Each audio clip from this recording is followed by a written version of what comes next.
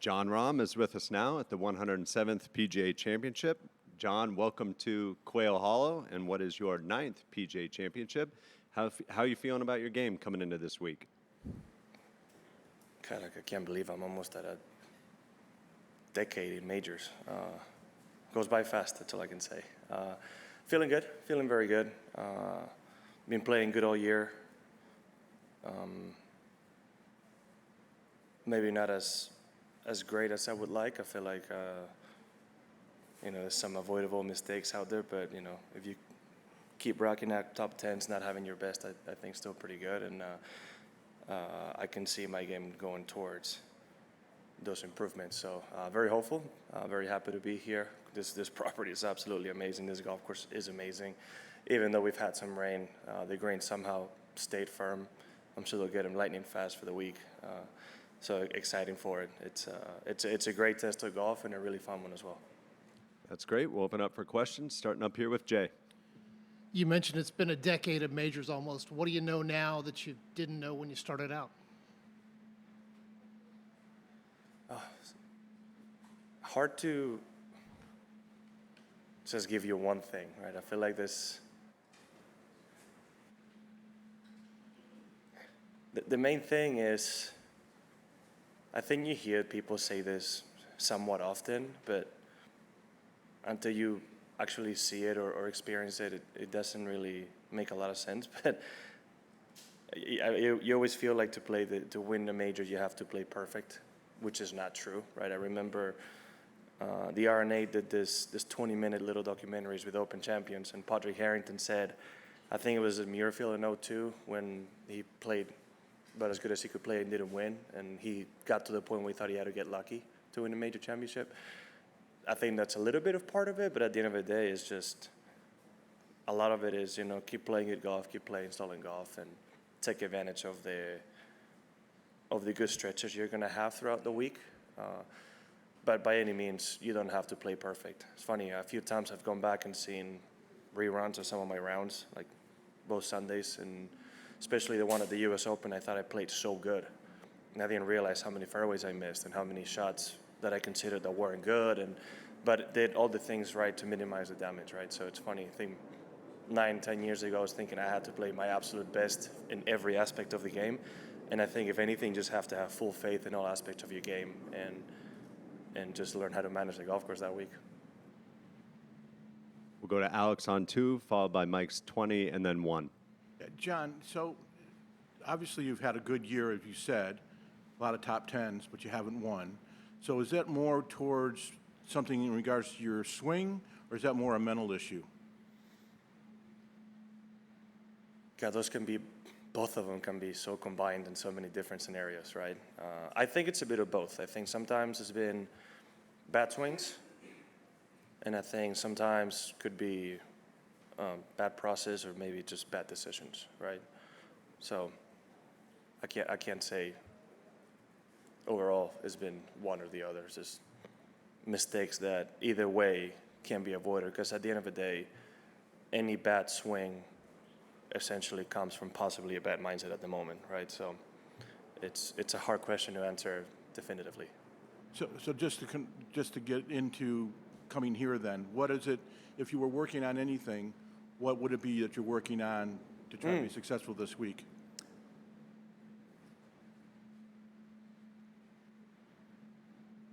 I think a lot of it is so circumstantial, right? Based on the course, the shot, conditions. If I had to say what I'm working on more, I think I'm slightly trying to get some bad habits out of the swing.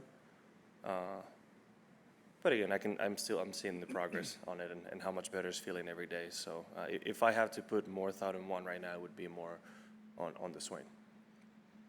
Not that as much though. I mean, Dave always likes to say that he has to find about 40 different ways to tell me the same 3 things about my swing, because it's usually fairly consistent. So it's just sometimes a different way of hearing and feeling something to accomplish the same thing.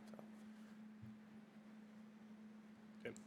Okay. Jon, back here. Looking at the 4 major parts of the game, the drive approach, around the green, putting, if you were forced to switch out one of those with any current player, which part of the game would it be, and who would be the player that you chose to switch it out for? That would absolutely depend on the golf course and conditions we're having. How about this week?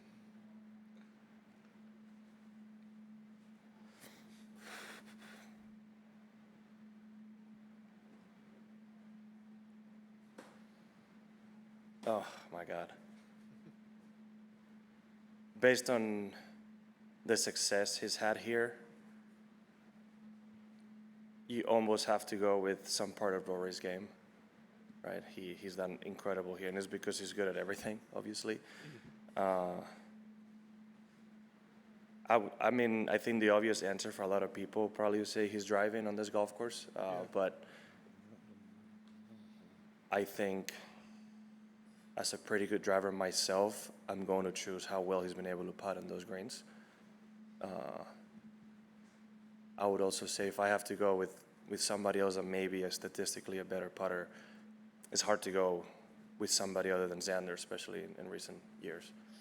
I mean, I can rifle off about 10 different players, Scotty's iron game, or quite a few guys about their wedge game. But if I have to go pick one, just because he's done so well here, I'm going to say that how well Rory has done here, maybe on the greens and around the greens. If I can follow up and say, what if that scenario was for your career? So even though it changes course to course, you just pick one and you ride with it every tournament. My career? No, I'm saying if you had to answer that Yeah, question yeah, for everything, yeah. Okay. You just have to take it everywhere.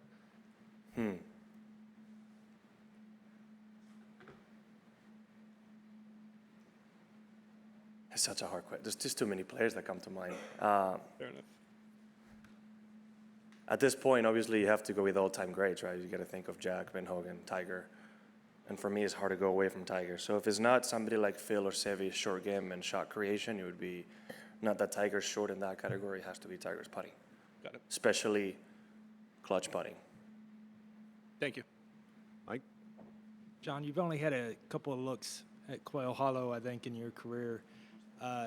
Terrell finished T3 2 years ago here. Just curious if you guys chatted at all about the course. Do you guys chat much about these kind of things, especially in majors?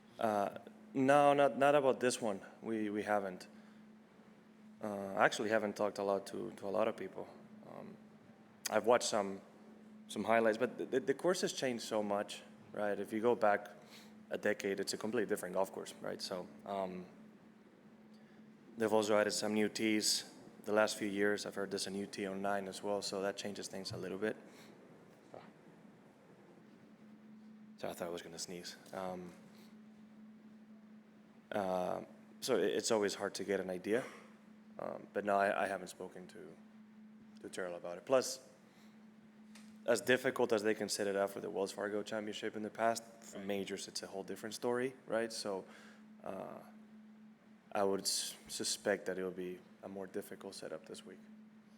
Thanks. We'll go next to Mike's 9, 8, and 15. You mentioned the Padraig Harrington Open Championship video. Have you watched all of those? Yeah, I think. Do you have a favorite one or a favorite? I haven't recently, so I don't know. If they've added a few, I haven't. I just think it's really cool to hear the stories from the older generations. Because a few of the more active ones I've been able to speak to about it, like Phil. A lot of what he says in that video, I've actually spoken to him about it, right? And I got direct from him. I think it's really cool to watch Lee Trevino's. His storytelling ability is up there, so it makes it really entertaining. I was curious if you had a favorite takeaway that you've taken from that kind of studying. I mean, what I mentioned about Padraig, right, is you get an insight into this player's minds. It's not always going to be applicable to what you have in mind, but you get to see how they thought. And there's always certain things that say in certain moments that is quite interesting. I think it might have been the 05 Open in St. Andrews where Tiger said, whoever played 7 through 12 the best was going to win that major, right? And I thought it was quite interesting to hear something like that when you still had 13 through 18, which with the wrong win are actually the harder holes, right? So it was interesting to hear something like that. One of the years, I forget the year that Lee speaks about him getting ready for the Open in Texas, and it was so windy in the dust, he was wearing goggles, and then they get to the tournament side, and it was dead calm for 4 days, right? It's just things that you can't really prepare for. One of the best ones helped me was Jack when he won in Muirfield. How he says, I think he was one back, or I forget the actual details on that, but he says how had 3 holes left, and he thought to himself, if I finish 4, 3, 4, which would have been birdie, par, par, said you win the Open. Finishes 4, 3, 4, wins the Open, right? So I thought that was quite interesting to thought, and I've thought about something like that in the past as well for myself. You know, going down the stretch or whatever it may be, you know, if we get this, we win. I think I told Terrell that on the Ryder Cup, right? I think we were playing Xander and Patrick, and we were all square on 16, and I told him 3, 3, 4, we don't lose, right? And luckily we went 3-2 and we ended up winning, but I've definitely used that in the past. It's kind of setting the target out there in your mind, and it has helped, which is not something that I thought anything of when I heard it, but then when I was on the course, it was a nice memory to have and to remember. Jon, can you explain to us why Spaniards so often seem to be the heartbeat of the European team? Seve, Ollie, and so on, and you. And secondly, has Luke said to you, you're in my team anyway? That's a question for Luke. It's his team, so hopefully I can qualify and we don't have to question it, but I would like to personally think that I am, but it's not up to me, is it? Now, when it comes to being the core of a team or the heartbeat of a team, it all starts with Seve. We all owe to him, right? I think he was such a unique charisma in the world of golf and sports that I think he set that baseline that then Ollie and Sergio and others have followed, right? I wouldn't know exactly why, because we're all extremely different in character. But if I had to take a guess, it's possibly the passion we play this game with and the emotion that we bring into it, right? So not that we're the only ones, but again, I think it's just kind of, we all get that from what Seve did. Can I just pick up on the first answer? You said that's a question for Luke, but my question was to you. I know. Has he said to you, don't worry, you're in effect? And you're going to have to ask Luke that same question. It's not up to me to say. So you won't tell me whether he has? I'm not going to say anything about that, no. Again, that's a question for Luke, the captain. Thank you. Keep trying, John. You almost have him. Up to Dan. Up here, over here.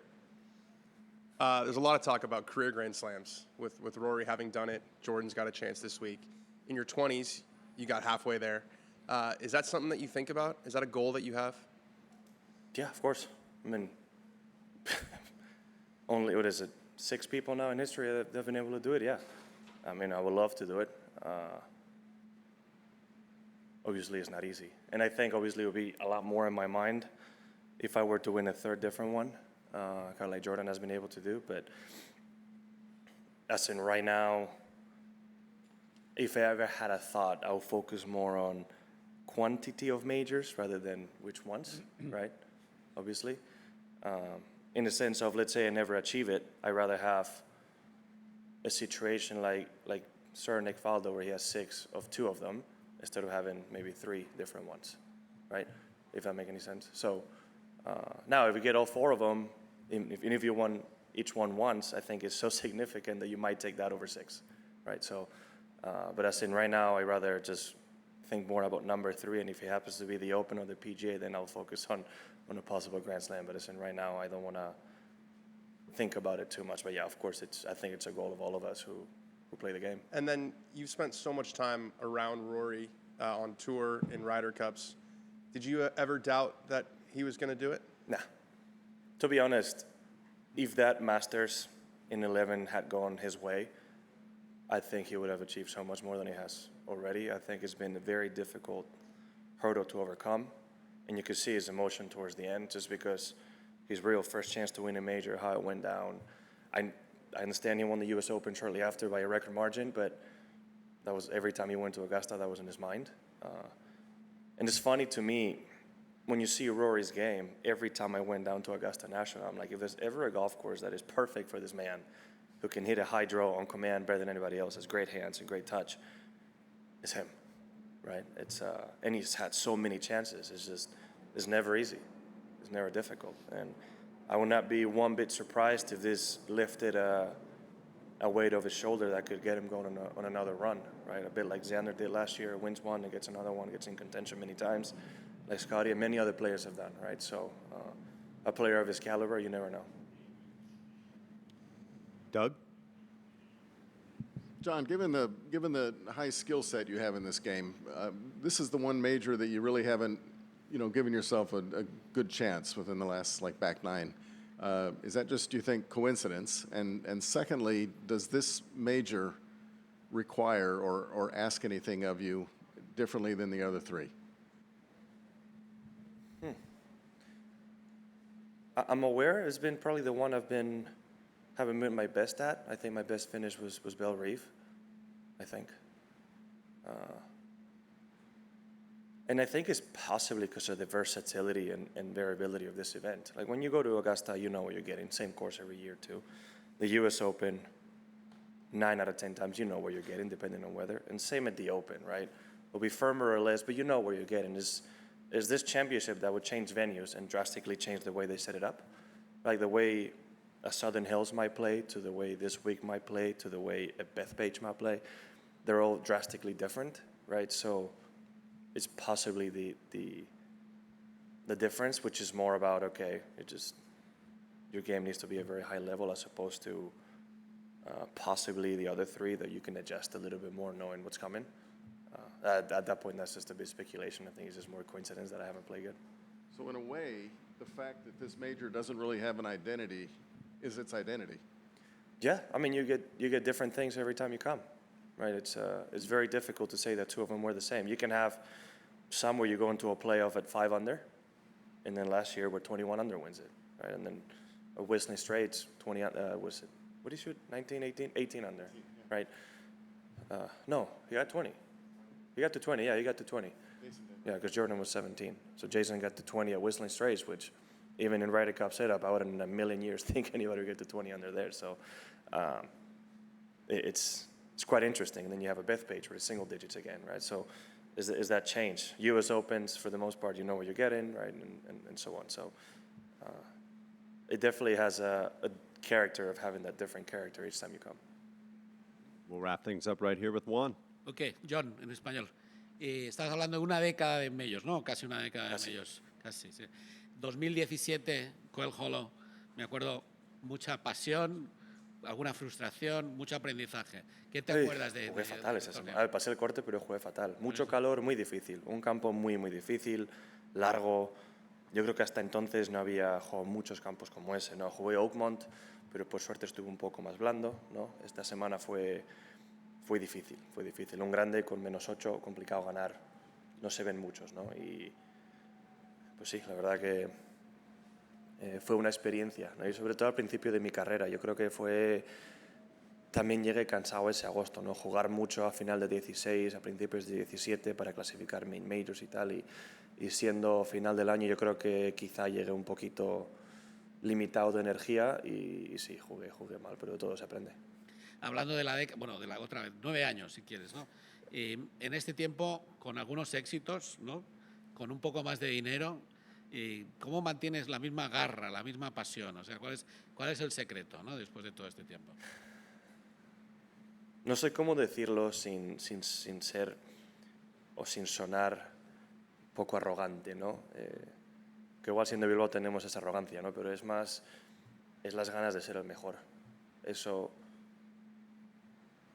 no cambia, ¿no? Y hay veces que incluso cuando gano algo importante es como que le estoy metiendo leña al fuego y como que crece más, ¿no? De que lo he hecho y soy capaz de hacer más, ¿no? Así que yo creo que es algo que nunca se va a ir y siempre voy a tener las ganas de seguir luchando y es un poco eso, ¿no? El ser el competidor en mí y las ganas de seguir siendo el mejor jugador. Y la última cosa, te lo pregunto de dos maneras, si quieres.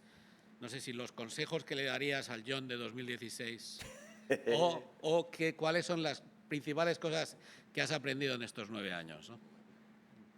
No, sí, me lo han preguntado en inglés, pero es que no sé cómo responderlo, ¿no? Al final, de cara a los majors, lo que me hubiese dicho a mí mismo es poco más paciencia y saber que no hay que jugar un golf perfecto, ¿no? Que hay que ir a jugar a golf con lo que tienes y hacer lo mejor que puedas, pero que no hay que jugar perfecto, no que puedes permitir fallarte.